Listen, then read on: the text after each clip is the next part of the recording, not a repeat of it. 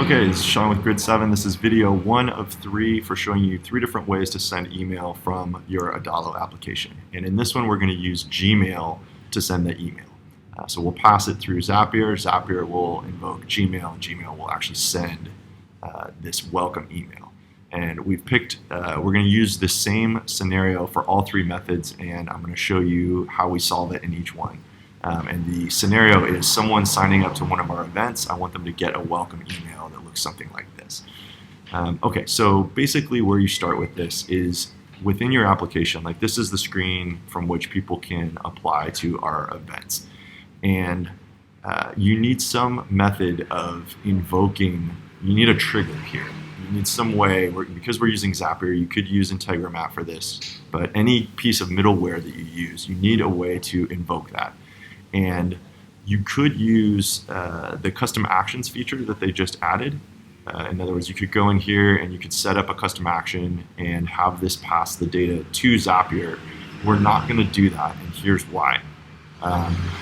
That is a brittle solution, basically. So if this was the absolute only way that we ever have people, that we're adding people to events, in other words, if the only way they can get added is that they're logged into their application and they click this button, then that would be an acceptable way to do it. But because we sometimes manually add people, we'll go in here and we'll add a participant record. That's a brittle solution. This would not trigger the zap in that scenario. And so I want to use a method that I know is going to be robust and it's going to work in any scenario that we add a new participant.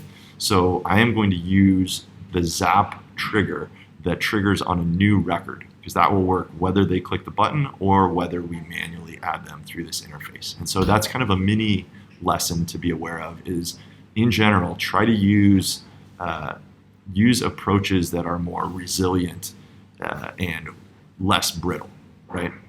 So here's how you do it. So let's create a new Zap.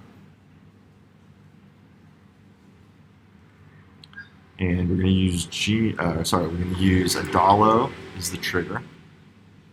And it's when there's a new record. They only have one trigger right now. So when the new record is created in Adalo, we give it our account. And the application is,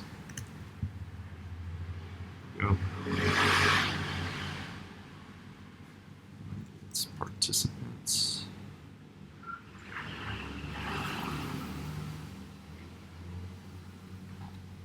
Okay, we can test this. And I'm just going to actually make sure this pulled the right person.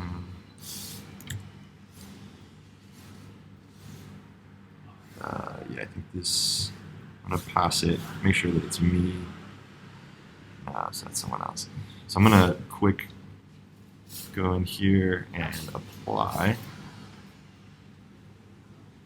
Rerun that test data because I wanted to use my information. So let's have it load more. And we'll use this one. Should be me.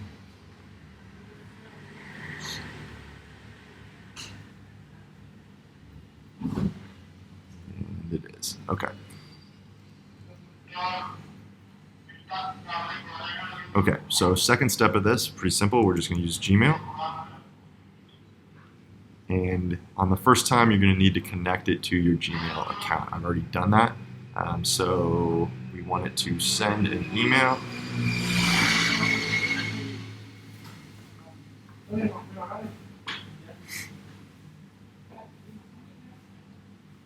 Yeah, and that's where you would, if you have not yet connected it, you'll go through a little wizard there to connect it to your Gmail account. So it's already set up. And here's where we go, just start populating things. So it's going to use the email that it pulls out of Adalo in that record. And we're going to have it, this is where we could set any of these. It's going to use the emails that are associated with our account here.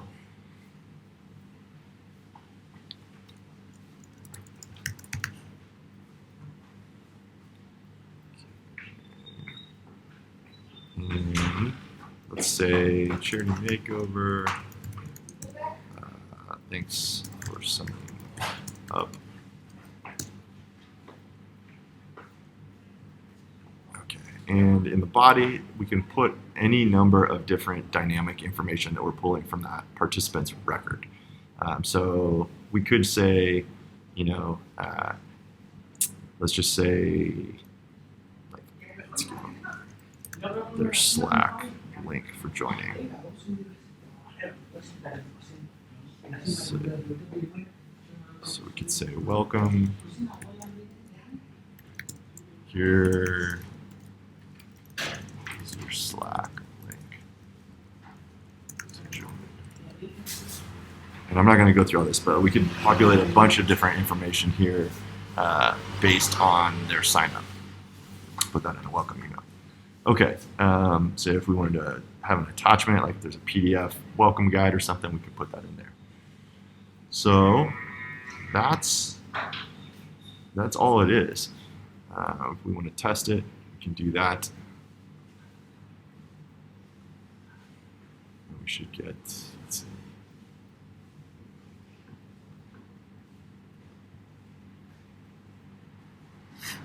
And there it is. All right.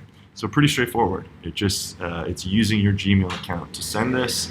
What's nice about this is, unlike the SendGrid approach that I know some people are using, you don't have to have any pro account. Like SendGrid, I believe it's $100 a month account to send email through SendGrid using this approach. Like, you can't use the Zap for SendGrid without having the pro account. So yeah, so that's all it is. Pretty straightforward. Any questions, post it in a comment. In the next video, I'm going to show you how to use the customer journeys feature of Mixpanel to do the exact same thing.